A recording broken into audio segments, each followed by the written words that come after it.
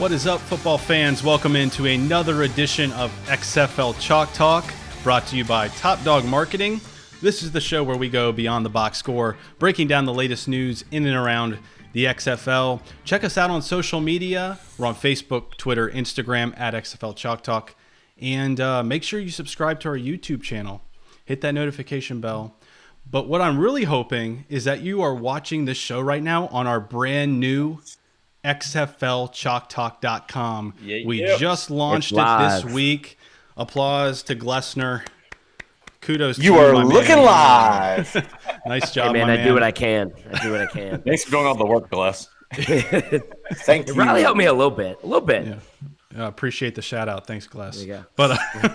But visit XFLChalkTalk.com where you get the latest, all of our videos, the latest updates, the latest news, and you can subscribe to our email list where you can get notifications when we publish new videos, and you can choose your favorite XFL team so you get specific team content type of news. So make sure you check out XFLChalkTalk.com.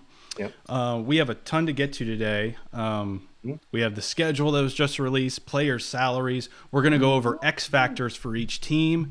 But first, so obviously we're always conversing with each other. We're always, communicating, whether it's talking about, when we can do the show, what are we going to talk about on the show? What are we doing on social media? Who's updating what? Yeah. Me? My wife also. Actually, Riley. Ask Riley's wife. Let's ask that. My wife often complains. She says, all I do is XFL Chalk Talk. Like on your iPhone now, when you're about to do a text message, it like guesses who you're sending it to. It's not my wife anymore. It's XFL Chalk Talk. Chalk Talk. And she saw that, and I heard about it. But we're always communicating. Like, when we need to do stuff, who's going to do it. And what was it? Last Friday, in like the middle of the afternoon, I get this text from Kenny, or we all get this text from Kenny. Hey, guys, about to head up to the mountains of nowhere, West Virginia. We'll be out of pocket until midday Sunday. No cell service. What the hell? Like, did you guys know he was doing this, or was I just out of the loop? Or like, did nobody know what was going on? And Kenny just decided to just bail and go to the mountains of West Virginia. That's the story of Kenny's life. Like, I swear, I speak to him every day. I got in trouble in college because my phone bill was too high that my dad used to pay because I talked to Kenny too much. And to this day, I still talk to him quite a bit. This is true. And this is a public video, right? I don't know if you want to be putting that kind of information. But I'm saying, like, recently, Kenny just goes on these most obscure, like, trips, like to West Virginia or down to Richmond or Tennessee. And Chattanooga is a big one, right? Yeah, Chattanooga. Yep. No, man, I figured, Kenny, hold on. I figured that you were bailing on the Nationals World Series. Like, you couldn't take the stress, so you had to just get out of town and go. You took my thunder, Riley. You took my thunder. When he told me, so I went up to D.C. for the games, and I was like, hey, Kenny, you coming up? You coming up for any of the games? I'll be there at the park all weekend. Kenny was like, nah, man, I'm not even going to be in the state. I was like, dude, it's the World Series. What are you talking about? Dude, You're not going to be in the state. Okay, in my defense, I made the travel plans. Like, I booked it well before the Nats were even in the playoffs. Like, it looked like they were going to be either an early exit or they weren't going to make it. So in fairness, that's when I booked it. But yeah, man, I went camping this week and I had a blast. I actually truly went camping, like for real, not like just hanging out with a bunch of friends. Like, I planned it out. We went fishing. We hunted. I ate squirrel. Squirrel was awesome, by the way. What? You did what? Yeah. What? Dude.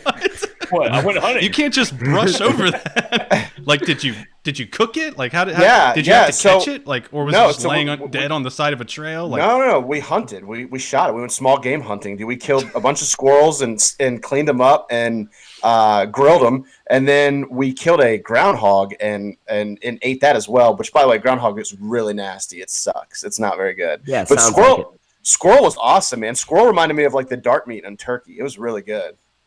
Dude, so the picture he showed me was a squirrel he was holding up, and the stomach was just completely off. Like, guts, intestines, and everything were just still inside. He's like, I really went camping. And I was like, this is not the direction I saw this conversation going. I'm speechless right now. It was awesome. wow. He's a mountain man now. I always pictured Kenny, camping kind of like Michael Scott in The Office, where he's like wearing his suit. Survivor Man. Yeah, Survivor Man, and Dwight is following him around. It was great, man, dude. Shot a bunch of skeet, man. It was cool, dude. We had went skeet shooting, went fishing, cooked up some smallmouth bass. Like, it was a good weekend. It was fun. Is this like a side of you we don't know, Kenny? Like, do you eat squirrel often? No, this is the first time, man. It kind of gave me a new perspective on camping, and I loved it. But it's definitely, I'm still not an outdoorsman. Like, it's like a once a year thing. It's not the Woodstock adventures, is it? No, that was miserable. Let's save that for another episode. Yeah, those will freezing our tails off. Yeah. I just figured, Kenny, that you were trying to get away from the Nationals and the World Series because you couldn't take the pressure. Nah, I mean, I guess I picked the right weekend to go away since they lost 3 in a row. Yeah. Which shows your guys' dedication. We're recording, all 3 of you are Nationals fans. Mm-hmm. And we're recording this right now during Game 6. So it really shows your commitment to the show, and I appreciate that. So thank you guys. But you can always catch the Houston-DC matchup in the XFL version in Week 7, right? That's right. Yeah, so speaking of that, that gets us to this week's opening drive.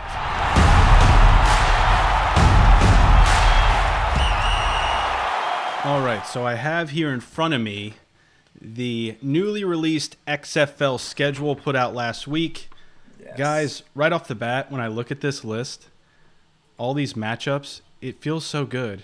It's such a nice feeling when you look next to the matchups and you have the ABC logo, the Fox logo, the ESPN logo. It's like, wow, this is legit, isn't it? Like, I'm not looking up Bleacher Report Live to download the app and create an account and hope the stream doesn't crap out on me. Like, right off the bat, actually happening, just seeing that is such a nice, refreshing feeling. Yes. It just means it's legit. That's what I loved about it. It brings instant credibility. Yeah. It is instant credibility. I think we need to start off with the first game of the first week, which is Seattle and DC, which is awesome for us because we're based out of DC. Guys, we have to be at this game, don't we? We have to do something. Oh, yeah. Right? The Jim Zorn Bowl, baby. Yeah, Jim like Zorn maybe we like host like a big tailgate or something, and we do like a live pregame or something, or maybe we hit up one of those bars or breweries and like do like a stream from in there. But we'll figure out something cool to do leading up to the first game. So stay tuned for that. Yeah. But like Gless said, the triumphant return of Jim Zorn. Gless, is he going to like come out of the tunnel of Audi Field and get a standing ovation from DC fans? Well, based on the state of the franchise as it stands today, he might get a standing O. I actually need to bring back my Horny for Zorny shirt. Bought one of those when the Skins were 6-2 and he was the head coach there. But no, it's going to be a lot of fun when he comes back. I'm going to be very interested to see what his reception is. But again, based on the way the Skins are right now, dude, he may get a standing O. Yeah, like years back, maybe he would have gotten some boos, but I mean, it's not like any other coach has done better than him, right? So it's just like, he's that other coach that was terrible here. A long line of failures. You know what surprises me, though, is they went with the cold weather cities first week of the year with home games. Like, I thought they would have, kind of made their home schedule heavy towards the end of the year just to, have nicer weather games, but they totally went in the opposite direction. Yeah, week 1 is super interesting. You have 2 cities that are notoriously have cold weather, New York and DC hosting games, and then you have Dallas, who's hosting a game in a stadium that might not be ready by opening week with the renovations. So week 1 is kind of a head scratcher. What scratched my head was that St. Louis was not home. Like, the only city that's on this list that doesn't have an NFL franchise, you would expect that the dome would have been packed out. It would have been loud. It would have been great for TV. But no, man, no Battlehawks until week 3. So I thought that was interesting. I think what you mentioned there, they know that it's obviously going to be packed for the first professional football game since the Rams left. So they know they can wait on that. Why not, get the energy of the first week and get some of these other teams' home games? Because they can wait till week 3 and build that hype around the St. Louis franchise, because they know if St. Louis goes 0-2, they're still going to pack that stadium. Yeah. You know what scares me, though, is if it's going to be in cold weather stadiums, let's just be honest with ourselves. The first week of a new startup league, it honestly is always a little bit sloppy. Playing with the new rules, haven't got much practice in at this point. And you're playing in possibly sloppy weather. So talk about possibly sloppy play on top of sloppy weather. They're gambling. I mean, I hope it works out, but I'm not sold on it, man. Yeah, it's a gamble, especially with the offenses being geared around air raid and run and shoot offenses. I mean, the point is to throw the ball and score a lot, but yet they put it in two colder weather cities. So I'm with you, Pastel. Very dicey. Beginning of February, man. It's pretty messed up to not send fun in Tampa up DC. to New York. Risk takers or difference makers? That's right.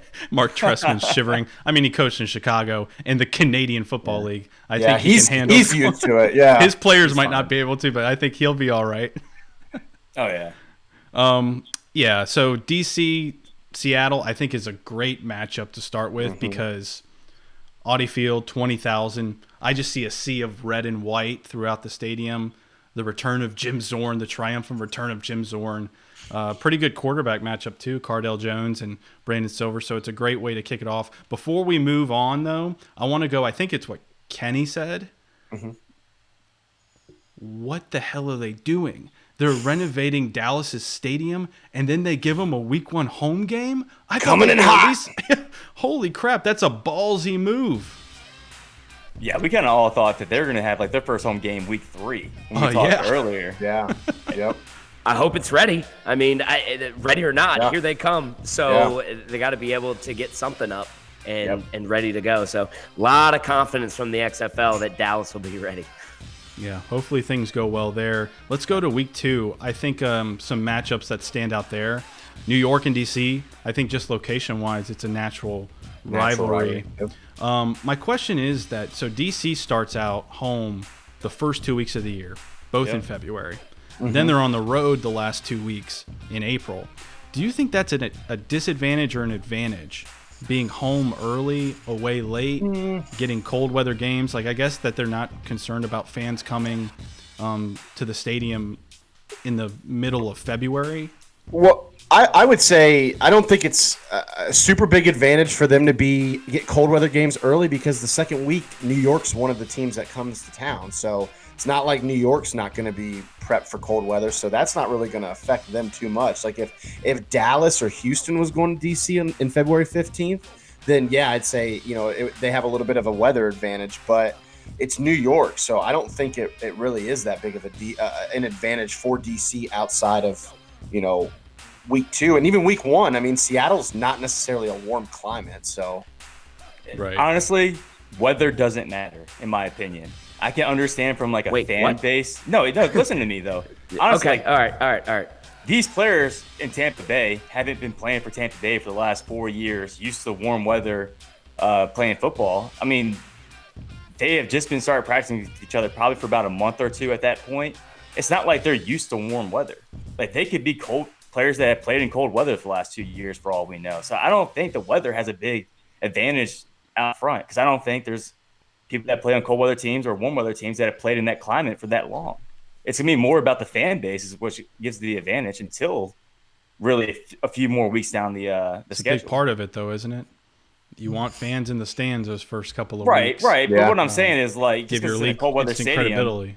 Doesn't mean Aaron Murray can't play in it. Well, and to be fair, fans like in colder weather climates. So it's cold here in DC in February. Everybody knows that. Like, it's not a surprise, and neither is it a surprise in New York. Like, I still think football fans are going to show out regardless of the temperature. Like, if you're a football fan and that's your team, you're going to go. You're not going to be affected by the weather because you're used to it. Most of us have lived there for a couple years. I think Tampa Bay got the shaft.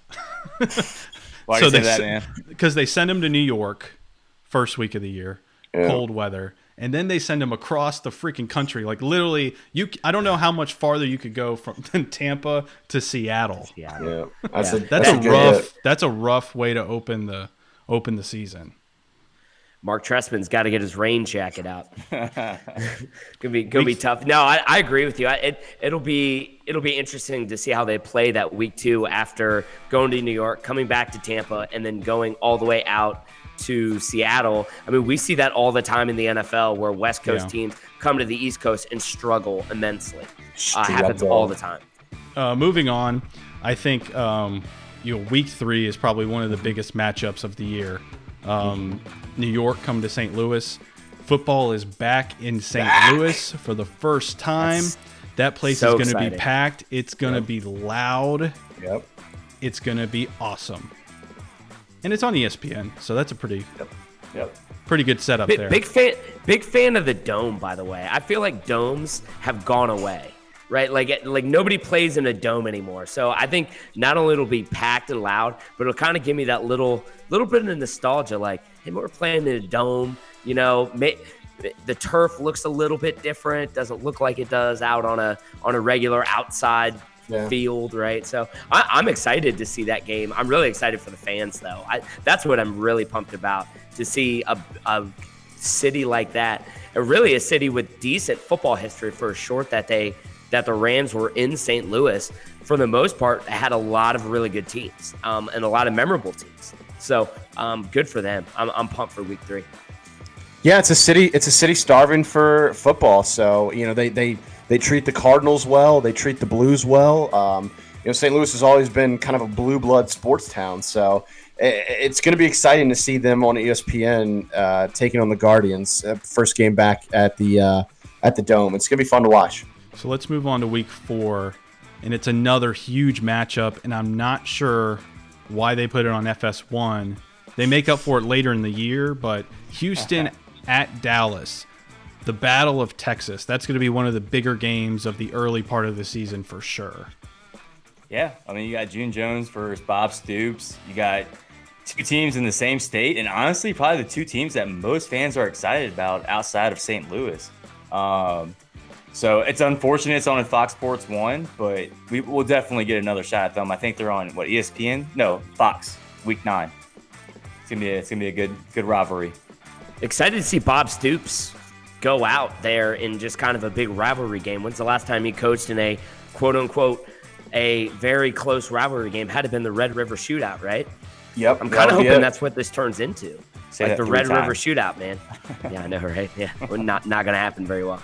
But no, that's going to be awesome to see him back in a very close Dallas versus Houston. You know, the state of Texas is massive, so I wouldn't say it's right across the state, but right. You know, something that is going to be a lot of fun to watch as it develops here in years to come. I think. Well, we've already got.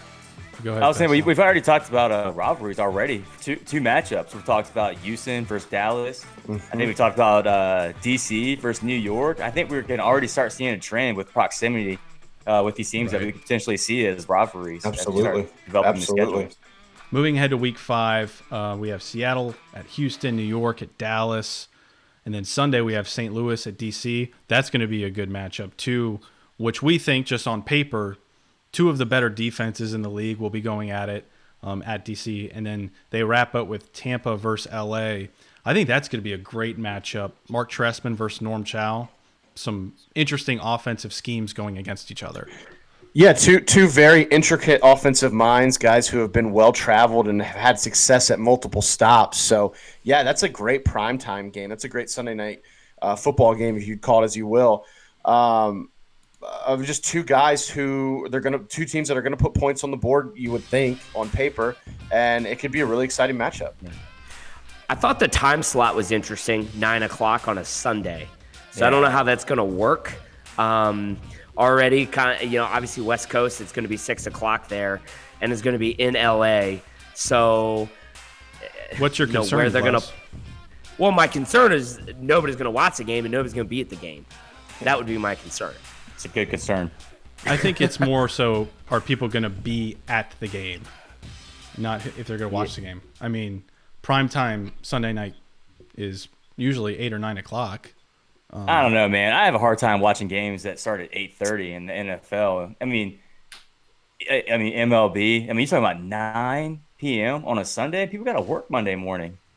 Well, and it's a West Coast team. Like, how many East Coast fans are really going to tune into LA and really want to watch it? So it'll be interesting. But I guess the saving grace is the games are supposed to be quicker. So, maybe a game that starts on Sunday Night Football at 8 p.m. and ends at 11:30. If it starts at 9 and ends at 11, it still ends sooner. So, who knows? That's fair. Yeah, I like it. Pace of play. And then LA travels up to Seattle the next week, week 6. That's going to be, I think, we're talking about rivalries based on proximity. Yep. That's a natural rivalry. LA and Seattle there, so that should be a good one. And I think Dallas at DC. Bob Stoops coming to DC versus Pep Hamilton, two of the bigger named coaches in the league going at it. And the best 2 quarterbacks, right, Kenny? Yeah. Landry Jones in many people's opinion, your boy Cardell Jones. In many people's opinion, you are correct, Pastel. You mean Tyree Jackson? He's probably going to be starting by then. Oh, shut up. No way. Week 7, we have Dallas at Tampa Bay, LA versus St. Louis. I think that's going to be a big one, purely because, because LA taking the Rams, I think there's just going to be that natural animosity of St. Louis fans for LA coming to town, even though they have absolutely nothing to do, obviously, with the Rams. I think just the fact that they're an LA-based team, you're going to have that natural rivalry again. It's bad blood. It's bad blood. City rivalries transcend to all sports. It doesn't matter what it is. Any St. Louis team that plays LA, I'm sure there's just a little added, I'd really like to beat these guys because I don't like LA taking my team. Yeah, and it's on Fox. That's going to be Saturday, 5 p.m. Eastern time on Fox. Big time game. I just can't get over, man. I can't get over that these games are on Fox and ABC. And it's just awesome. Super cool. I would anticipate high TV numbers in the St. Louis market for this game in Week 7. That's what I would anticipate. Yeah, I can see that. XFL is going to like those TV numbers. It's a pretty good bet there, Glessner. Moving on to Week 8, we have Tampa and DC, St. Louis, New York for your Saturday games. Houston versus LA. That's an interesting one to me to kick off the Sunday because you have June Jones and his run and shoot heading to LA versus Norm Chow. But Winston Moss, the only defensive-minded head coach / general manager in the league. So it'll be interesting to see how his defense stacks up against the run and shoot in June Jones. It's also that time in the season where the cold weather starts turning into warm weather.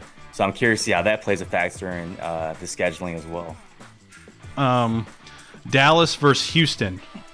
This is, to me, is the biggest game of the year. It's a Thursday night game, the first one of the year for the league. It's on Fox, 8 p.m. prime time. I think it's there's some big games on this list, on this schedule, but I think this is it right here. You know what the best part about this game though too? It also marks the game that outlasts the AAF. The AAF lasted 8 weeks. This is gonna be the first game in Week 9 for the XFL to say, hey, yeah, we were better. Good call. Is this the first banner game then? It's got to be.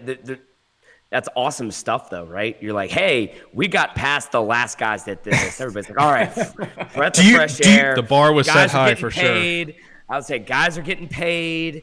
We're on Thursday Night Football. It's going to be great. I'm with you, Riley. This is the game I think all year that I'm most excited to watch. It's going to be that Thursday night game. 2 things. Yeah, Texas is football, so it makes sense that two Texas teams are going to play the first Thursday night game of the year. It makes total sense. I get it. But do you think it's a Thursday game? Brandon brought up a point that this is the first game past what the AAF made it. Do you think that's a Thursday that played any sort of factor of being their first week of a Thursday night game, or do you think it's just a pure coincidence? I don't think they concern themselves with the AAF. Yeah, I think it's a coincidence. I'm with you, Riley. It's just kind of a unique thing to put your stamp on. That's all. But I agree with Riley. I don't think it's a great storyline for people like Kenny to create, but I don't think there's any merit to it. I didn't bring it up. Brandon did. Yeah, Kenny. Sorry, you guys. You just work in a tandem, so.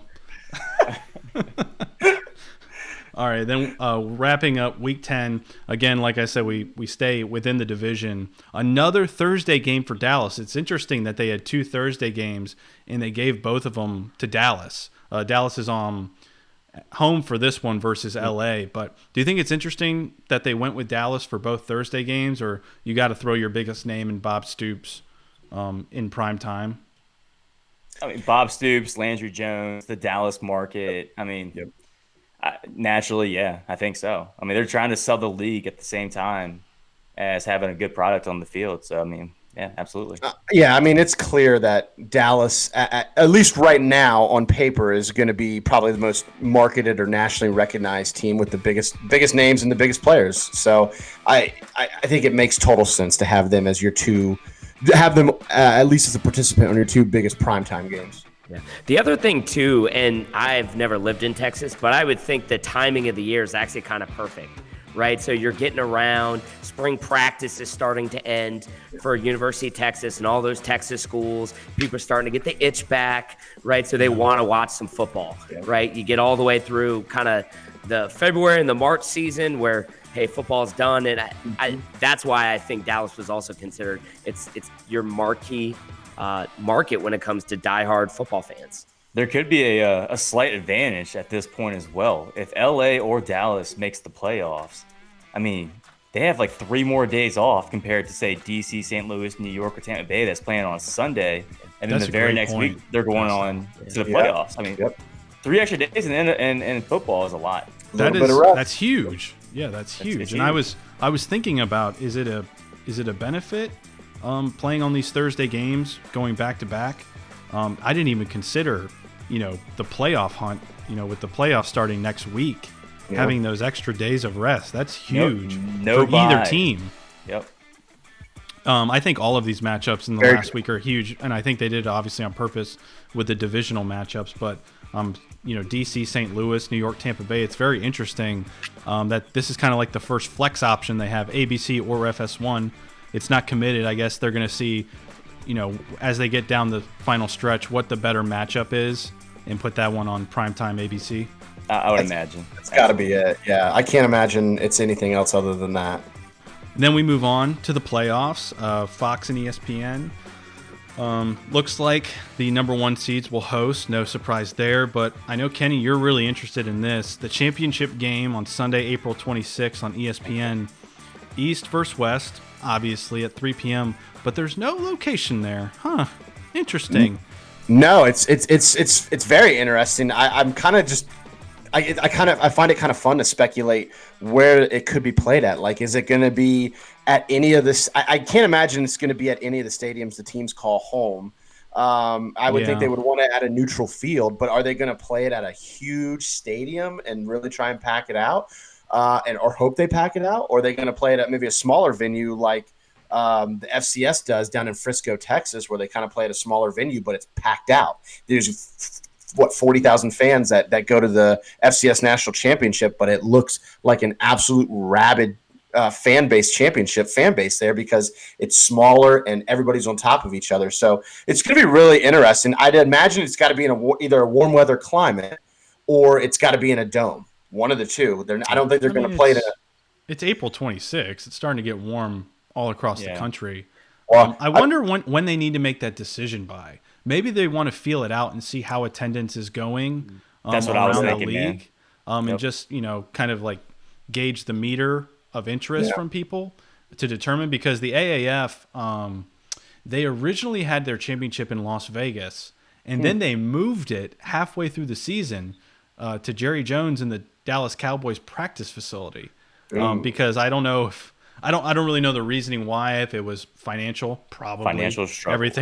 everything there was financial issues, or if they just weren't gauging interest in Las Vegas, so they wanted to move it to a smaller. I mean, the Dallas Cowboys practice facility, it might be 10,000. So they want to raise the the value of their ticket prices to get into a championship game. So it is an interesting strategy. Like, when do you have to make that decision by? Because obviously, it being your league's championship, there's so many moving parts and so much that has to go into the planning of it. I just wonder when they have to make that decision and if a decision's been made yet. Yeah, I mean, they're going to have to make one, I would imagine, before the season starts, because you're going to need to sell advertising for it. You're going to need to sell commercial time. You're going to need to – people are going to need to know when to go. Like, I mean, if it's – like most championship games, it's a destination game, so you're going to have to take off work. You're going to take PTO. You're going to need to budget for it. People are going to need to budget for it if they're coming from out of town. So there's a lot of different things that need to be done. Just the venue itself. Most of these, especially larger stadiums, well, I guess any stadium, they're booking concerts and, other types of events. Yep. So, your championship is on this day, so you're not flexible on your end with the date. So you have to find a place early that has that date available if you're doing it at a neutral site. I'd actually be stunned if they already don't have a venue basically locked down already. It's Super Bowl it's going to be Championship Sunday, and Vince McMahon is the head of the league. You don't think Vince McMahon wants to put on this massive, massive show, right? I mean, this guy puts on wrestling spectaculars all the time, right? Mm-hmm. I mean, WrestleMania is still one of the most spectacular events that happens all year. I think that they already have a place and that they're just trying to build it up right now. It's hard for me to believe with concerts and all the different maneuvers that have to happen to get a stadium ready for an event like this, and an event that Vince McMahon's going to want to show the world. Man, hard for me to believe that they don't already have a spot already locked up. They're just not announcing it yet. As long as they don't play in Santa Clara where the 49ers play, I'm great. Or don't play in Tampa either. Can we not play in Tampa? Guys, easy on the Tampa Bay bashing. Tampa Bay, I love you. I'm sorry for Glusner and Kenny. Yeah, the top half of the screen, we're with you, Tampa. We're pro Tampa. I don't know Tampa about the colors. goons down there. I'm pro Mark Trestman. I'm pro Mark Trestman. So, Gless, honestly, I wasn't sold on them having a venue already, but the way you kind of did phrase that with Vince McMahon, it's a good point. It really is. The guy is he's Showtime, man. He knows how to put on a show. Yeah. All that being said, this is a new football league. Things are changing as we go, and it's still developing. So I wouldn't be surprised if they might have options right now. There might be some contractual details they're still working out, but personally, I don't think they do have a spot that's locked down yet. I bet they're still trying to gauge interest within the league and how many seats they can fill. Before we wrap up real quick, I'm curious what you think the proper strategy should be picking out a championship venue. Would you go with a larger stadium like a MetLife Stadium, or would you go with something smaller where you're going to raise the demand of your ticket prices and, from a TV perspective, have a packed house? I would go with the established stadium that's hosted big events. I think because if you know what you have there, I guess say even a smaller stadium too, that's hosted large championship events, I think should be what you do. I wouldn't go anywhere that's unknown. Like I wouldn't go to some random stadium that's never hosted like a Division II, FCS, a national championship, anything like that. I think they should go to Houston where the Texans play. I think that would be a perfect spot for them. I agree. That would be. I mean, I think they have to stay close to some of their larger markets, don't they? Yeah.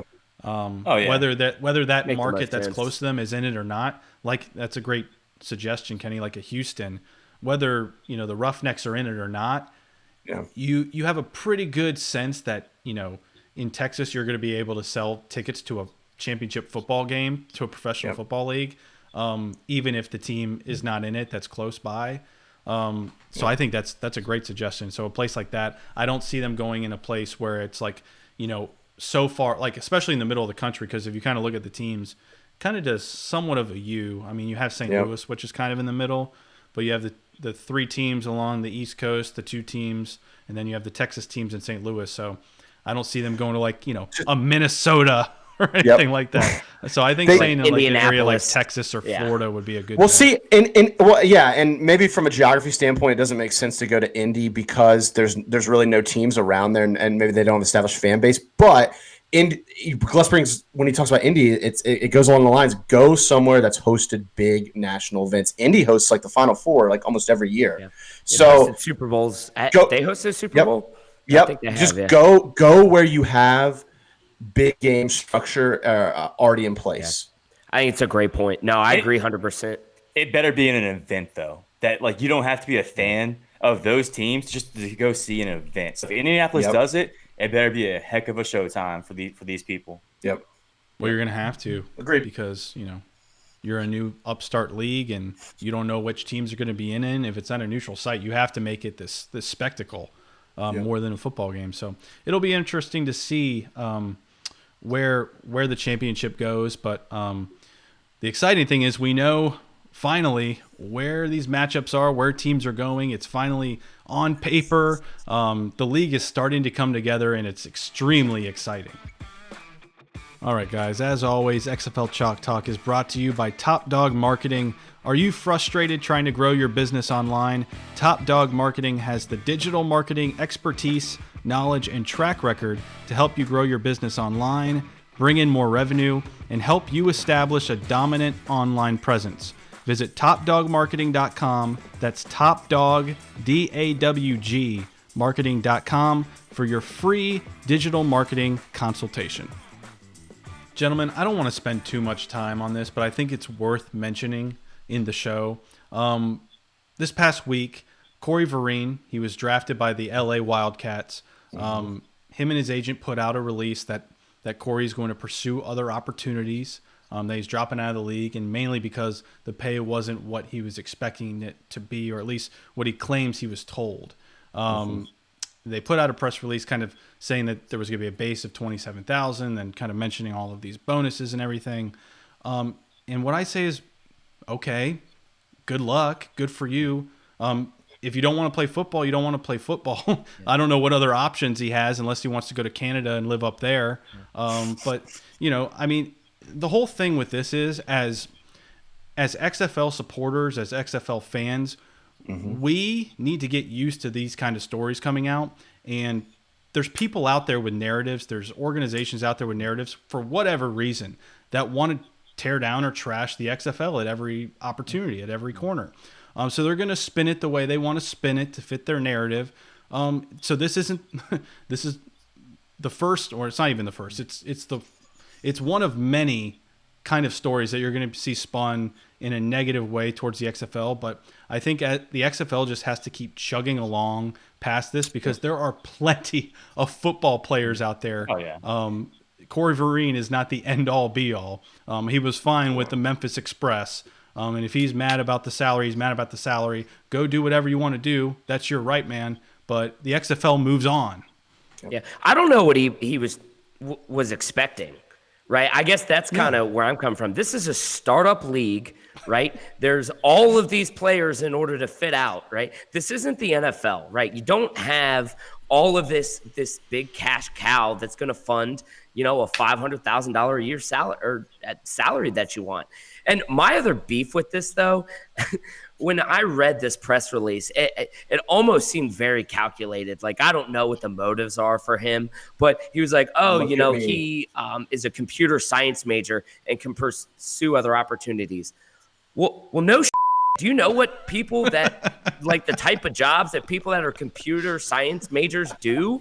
Right? Those guys are like front end, back end developers, like guys that end up working for very high revenue tech companies. Of course, he can go to Oracle and make a lot more money than making whatever the figure is going to be. Right. And that was the other beef I had about it. Like, it hasn't really been quote unquote released by the league on what the actual figure is. So what's the motive here other than just trying to get some cheap press? I don't know. I thought it was crap. That's what I think. It seemed like a very look at me style press release. And like you said, you brought up a good point. This is like the second or third kind of like base salary figure we've seen now in the last couple of weeks. So I don't know how accurate it is. I mean, it could be accurate. It could not be. I'm not here to really discuss the validity of it, but yeah, it was, to me, I'm with you, Gus. It was a very look at me type of move from a guy who was picked in the 8th round of the 3rd phase. Yeah, what I really hated about it, though, is just then, it's just where we're at in media these days, right? So this press release comes out, and all they do is go and they take the headline, and then from there, it's right, and then it's just everywhere. Right, so everybody thinks, the XFL is cheap. They do this, they do that, blah, blah, blah. It's like, one, it's a startup league. One, you have to be cheap to survive. Well, the AAF paid me $70,000 a year. Well, the AAF ain't around anymore. Well, did you get paid by the AAF? I don't know if you got paid by the AAF. Yeah. And how much of that $70,000 did you see? Did you actually see? Everybody forgets too. This is a 6-month salary figure. It's not a 12-month salary figure. Just throwing that out there. Right. It's from December mini camps. $15,000. Like, get out of here. It's from December mini camps through the end of the season.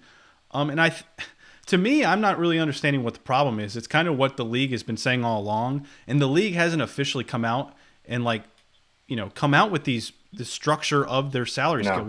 We have the tiers. I haven't heard much about the tiers recently, so I'm not sure if they're getting away from that type of language when talking about salaries. But I mean, if you add up these numbers, like obviously, no team's going to go 10-0, but if you win 5 games, you get a 5-game bonus. If you play every game, make your base salary, you're right at like $55,000. Right around there, which is what the league has been saying all along. The majority of their players in that bottom tier are going to be making, I think it was $45,000 to like $60,000. Yeah. I think the assumption was 55 was the starting point, and then you get those bonuses that could bump you up to like maybe 70, 75. But yeah, I don't know. Bad assumption. It's all speculative at this point. Right, exactly. Yeah. And I think it's just, I don't know. I like I said, these kind of stories are going to come out. They're going to be spun the way that people want to spin them.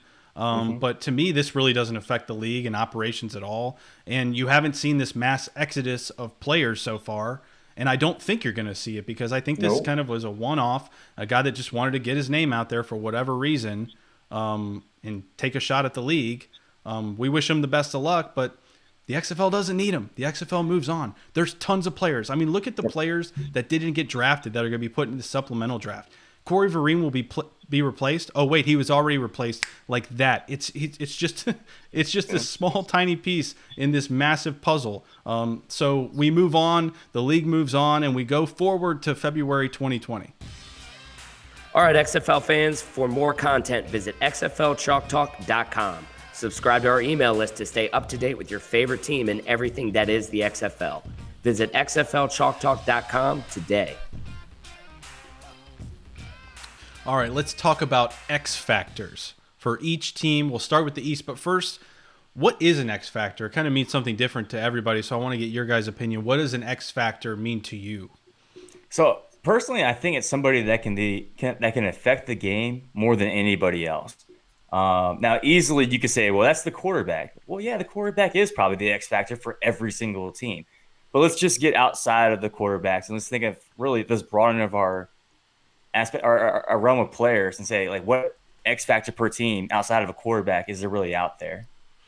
Yeah, to me, it's a player that can do multiple different things and that can hurt you in multiple ways, right? That's kind of what an X factor is to me. So when I looked at all these teams and looked in the rosters, I said, hey, what guy could do multiple things and hurt you in multiple ways? Again, just like Pastel, the easy answer is to say the quarterback, but I think all of us went with people that weren't quarterbacks.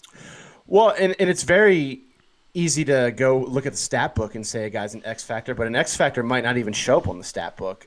Even from a skill position perspective, it might be the guy who, is running crisp routes or draws enough attention off from the defense to open up somebody else on the team to make some plays. So an X factor to me is just someone who makes the biggest impact on the game, whether it's statistical or not. Yeah, I think for me, it's kind of like the wild card. The player that you don't know, it could go one way or another, but if things go well, they're going to be a major impact in the outcome of games. Whether it's, through versatility or just, finally playing up to their potential. So I think players in our list that you're about to see kind of meet all of this different criteria.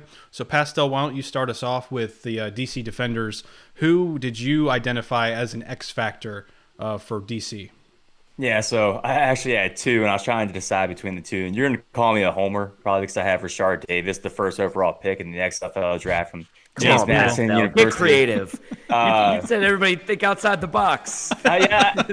So I thought about this, though, and I think people might think he got, overdrafted. But regardless if he was a first-round pick or a sixth-round pick, I think his ability to change field position in a league that I believe is going to be sloppy at first. I just do. I think every league previous to this has proven that the first few weeks will be sloppy play.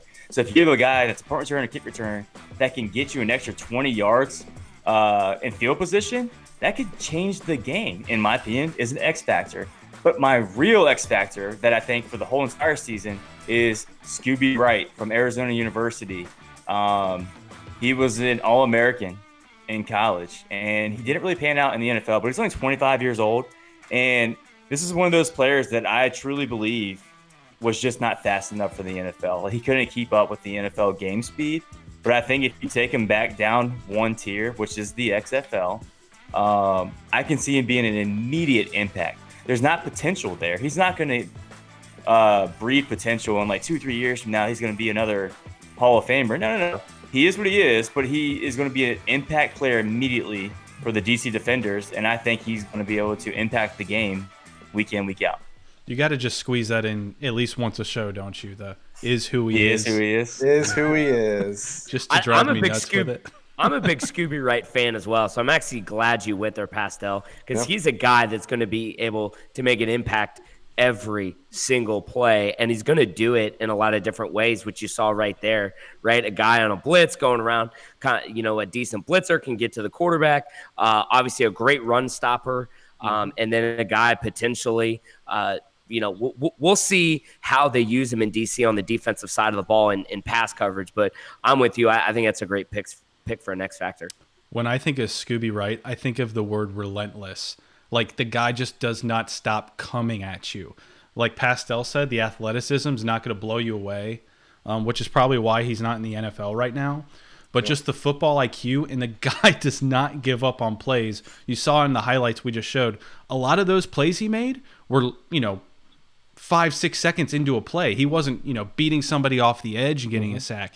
He was fighting and fighting and fighting, chasing down someone from behind, causing a fumble. Plays like that is where he really can make a difference. And I think he's a great X Factor, Pastel. All right, Kenny, let's move on to New York. Who did you identify as a potential X Factor up there? Yeah, I had Mikhail McKay, the receiver out of Cincinnati. And when you look at what he brings to the table, what his skill set is, he's 6'4", 207 pounds. Like, he's a prototypical number one wide receiver and on a team that is going to be a very pro style type of offense. You've got a quarterback in Matt McGloin who has pro football experience. Gilbride's the coach. It's a very you saw what he's done in his career, especially at New York. And now he's got his number one guy. I don't know if there's a guy who has the combination of height and speed, size and speed at the receiver position in the XFL like Mikhail McKay does. But the biggest question's always been, can he put it together? Is he going to be consistent enough? And that's why I think he's the biggest X factor for the Guardians, because if he can put it together, if he finally takes it his talent and puts it together, they're going to be one of the best offenses in the league. But if he doesn't, then they wasted a really high draft pick on a guy who's just got potential. Yeah, if he clicks, then he's a potential star in this league. Because, like you said, he has all the physical talents. And it's like what I mentioned when I talked about what an X factor is to me. It's reaching that potential that you know you have. And he definitely fits in that category. Pastel, you're a Cincinnati guy. What do you think of him? Yeah, I mean, Kenny nailed it on the head, man. Consistency. He's always had the talent. And at certain games that you've seen, you're like, oh, man, he's finally putting it together. But I think when we talk about X Factor, the more I think about it, it's not always a positive. X Factor means it could go the opposite way. Yeah. And if he doesn't pan out, then you wasted a top pick on a top receiver that it's not going to cripple your offense, but it could delay where you're trying to go with your offense. Exactly. But you're going to keep trying, and you're going to keep throwing him out there. And how long are you willing to wait for somebody like that? But in the XFL, I can see that being 6-7 weeks. So that's 6-7 weeks of a guy that's not consistent. So the X factor in all of it is really his consistency, in my opinion.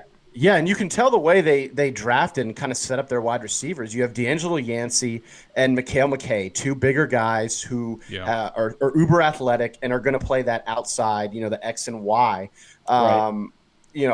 X and Y, and then their Z is going to be DeMarcus Ayers, who's a slot guy. So it's very dependent on their outside receivers are going to be very dependent on if Mikhail McKay can actually develop and take that next step. And if he does, he frees up everybody else in that offense to do what they need to do to be successful. So it's going to be very interesting to see how he develops. All right, Gless, let's move on to St. Louis. Who did you identify looking at their draft picks as the potential X factor for the Battlehawks? Yeah, it's no surprise here. Goes along with what I was mentioning on what I thought was an X factor, which is hurting you in multiple ways at different positions, and that's Pierson-el. He was a receiver and a punt returner at Nebraska. 2014, he was an All-American at Nebraska as a punt returner. He had 3 punt returns as for touchdowns. Really just a diverse kid. I mean, you can use him in so many different ways.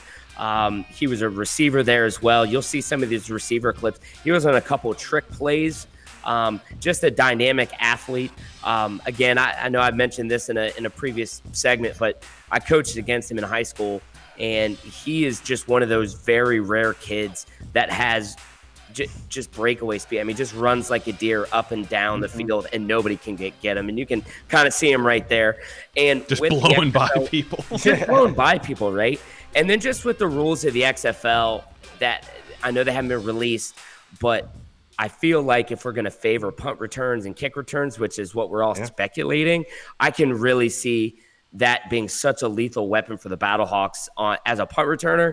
And then, of course, trick plays. The guy can do it all over the field, and that's what he did at Nebraska. So I think he's a guy it's really going to turn some heads. He had a tryout with the Redskins. I got pretty close to making the team, but obviously was cut right before week 1. But, yeah, I'm excited. Played for the Salt Lake Stallions in the AAF. Nice. He was their number 1 target, along with Kenny's boy, Truesdale, the tight end who was the first-round pick for the Tampa Bay Vipers. So, heck yeah. Kind of a nice 1-2 punch there, right? With the athleticism, size of Truesdale, and then the quickness of Pierson-el. But, yeah, it'll be interesting to see how he pans out in St. Louis. Yep. I think that it's kind of like we all are kind of on the same page in terms of we think that the special teams play in this league is going to be much more of a priority to these coaches than it is in the NFL. And it's not that the NFL doesn't care about special teams, but like in terms of kickoffs and punt returns, I think that you're going to see a lot more action on those type of plays in the XFL than you do in the NFL based on the potential rules that we've been hearing about.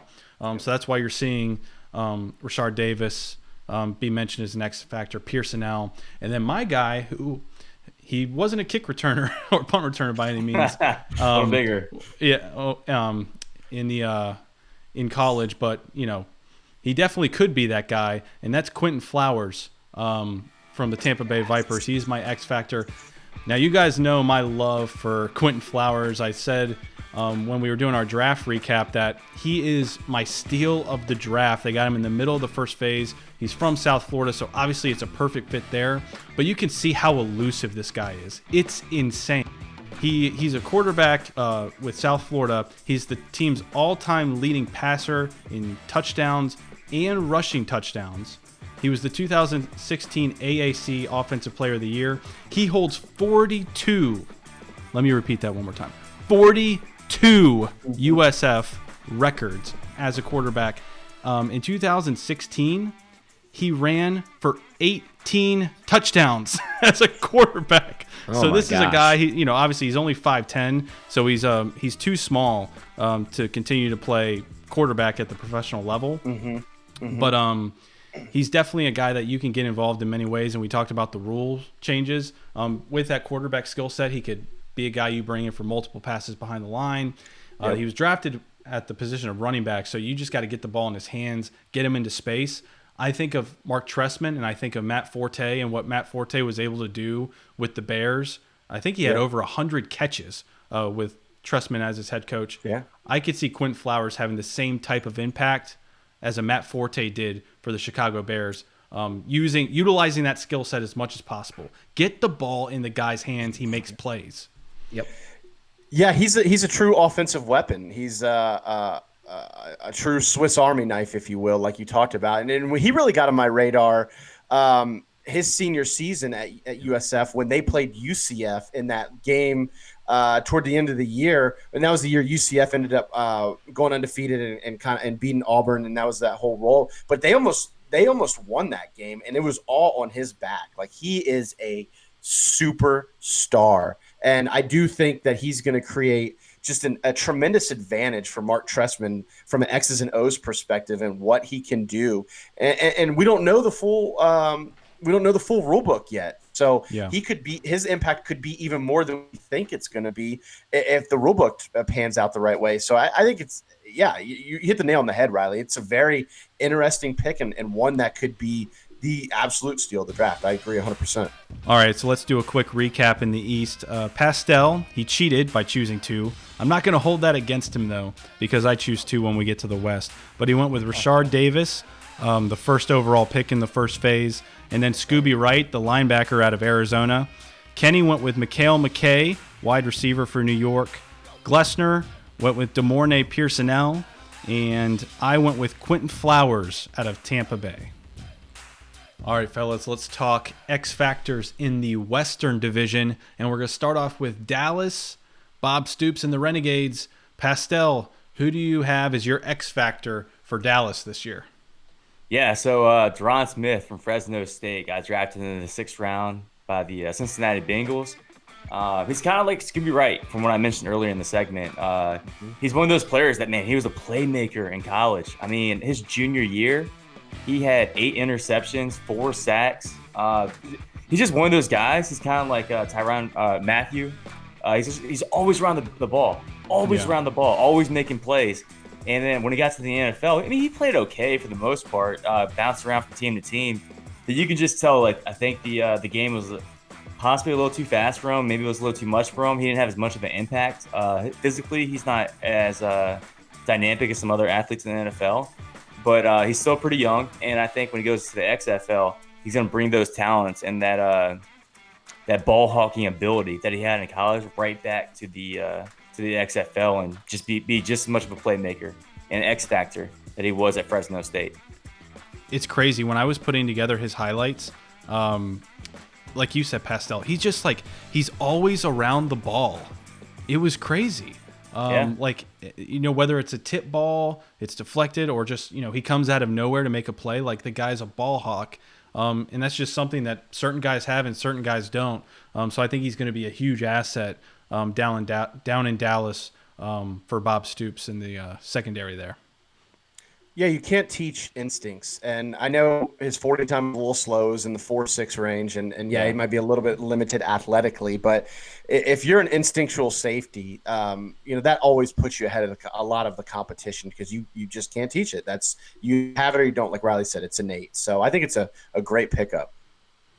Well, Kenny, why don't you go ahead and – go ahead and pass it. Well, especially with quarterbacks that, again, they're not in that – NFL caliber and necessarily like starting caliber yet, right? So they probably do give reads, and you could probably still read their eyes. So like instinctual DBs like Deron Smith, quarterbacks are going to give tips, and they're going to be able to make plays off of these quarterbacks that are still somewhat inexperienced, still not as polished as some other quarterbacks say in the NFL.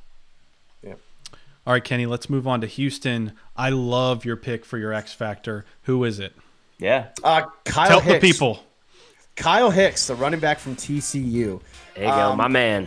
Yeah, I love the pick, guys. I know Andre Williams gets a lot of press on the team. Obviously, being a big time name, drafted running back for the Roughnecks.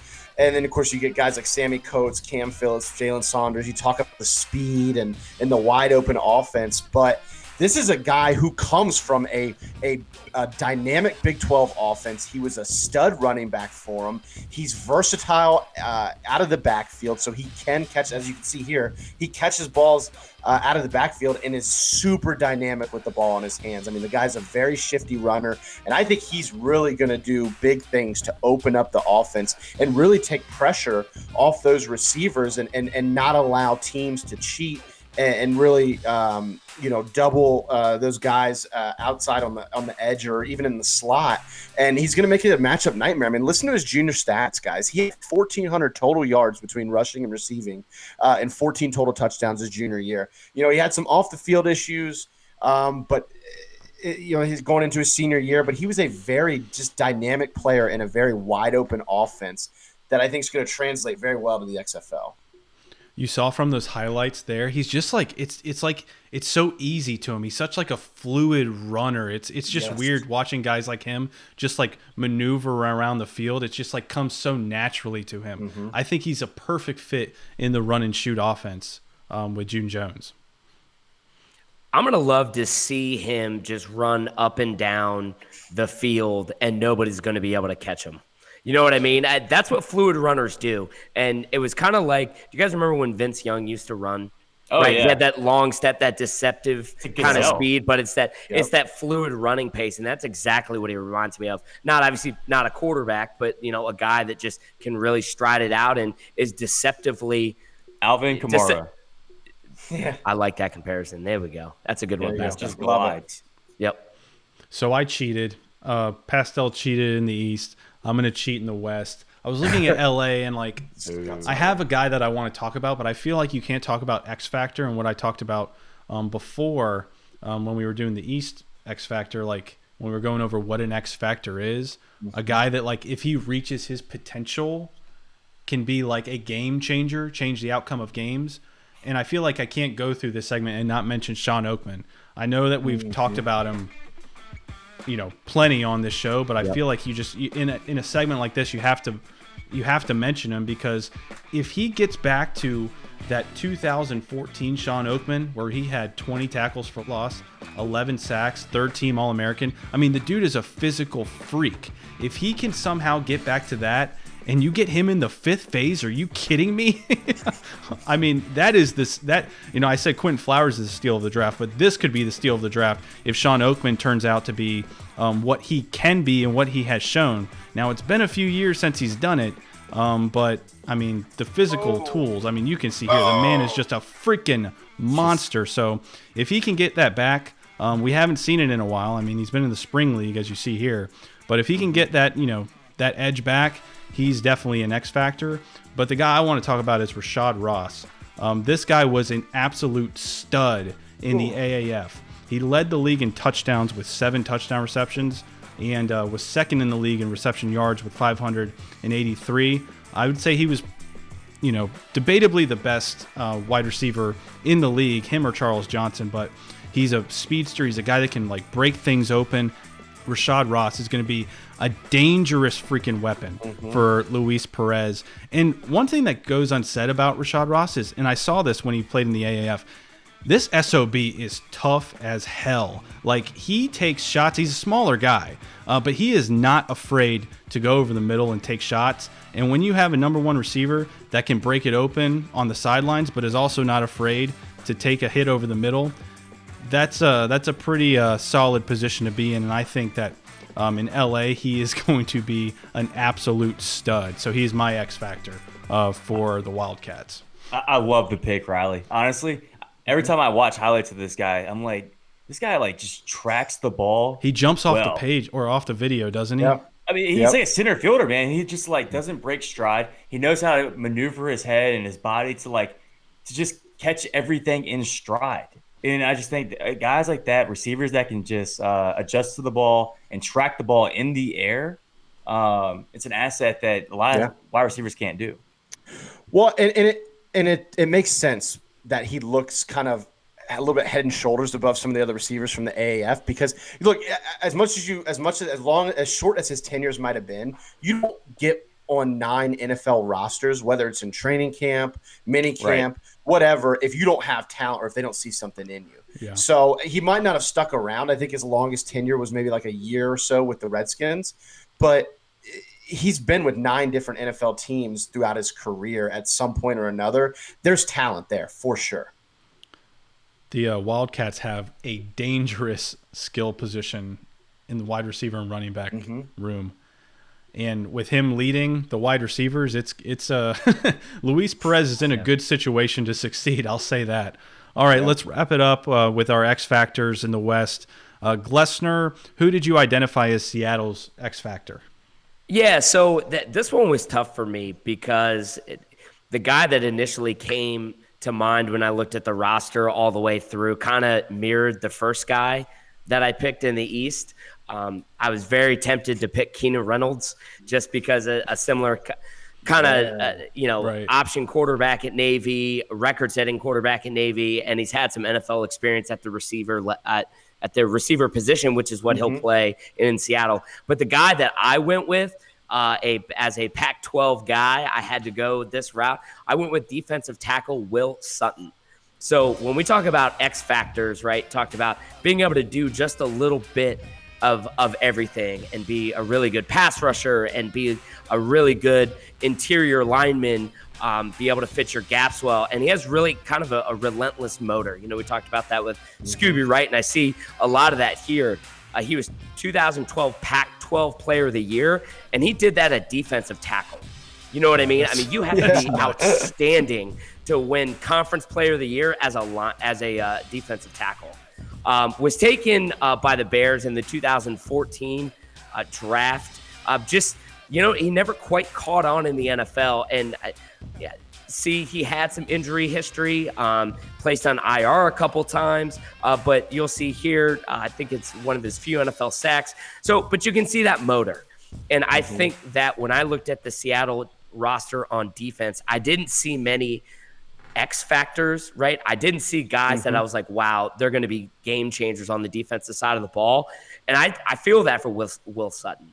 Right? Especially on the defensive line, right? Yeah. Not on the game defensive changers line, in the league, right? in the interior defensive line.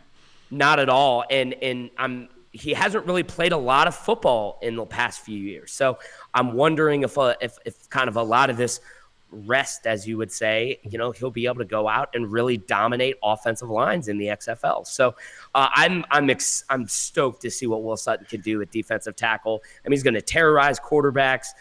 He's going to terrorize offensive linemen and be a real true X factor for the Seattle Dragons. And if we have fans in Arizona, they're loving us today because I'm pretty sure 3 of our players, 2 are from Arizona State with Ross and Sutton, and then Scooby Wright's from Arizona. So we're definitely representing Arizona very well. But Gus, I'm with you, man. He's a stud, and the dude had 23 and a half tackles for loss in 2012 and 13 sacks. Like from an interior lineman standpoint, that is dominant. That's big time. Right, and stats don't lie on defense. Like, let's be honest. You can manipulate it on offense a little bit with the offense that you run, spread offense. That's a great point, concepts. But on the defensive side, like, if you get 13 sacks as a defensive tackle, you're a dude. Stud. You're a dude.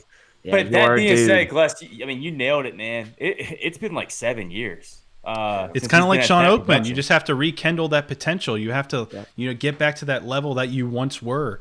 And it's kind of an unknown with both of those guys because it's been a hot minute since they've done anything at a high level, but we've seen what they're capable of. Absolutely. Well, and the one thing with Sutton that's at least good is he played in the AAF. He had 15 tackles, a sack in about 8 games. So at least he was active and playing in 2019. Who did he play for? Did he play for the Hotshots? Yeah, he played for the Hotshots. Played for the Hotshots. Yeah, that's right. Yeah. So let us know who your X factors are in the comment section below. Interact with us on social media. We're at XFL Chalk Talk on Facebook, Twitter, Instagram. Subscribe to our YouTube channel and check out the newly launched XFLChalkTalk.com so you can see all of our latest videos and bonus content on there. And you can subscribe to our email list so you can get updates on your favorite XFL teams. What's up, football fans? This is Riley from XFL Chalk Talk. Subscribe to our YouTube channel and hit that notification bell so you can stay up to date on all things XFL and interact with us on social media, Facebook, Twitter, Instagram at XFL Chalk Talk.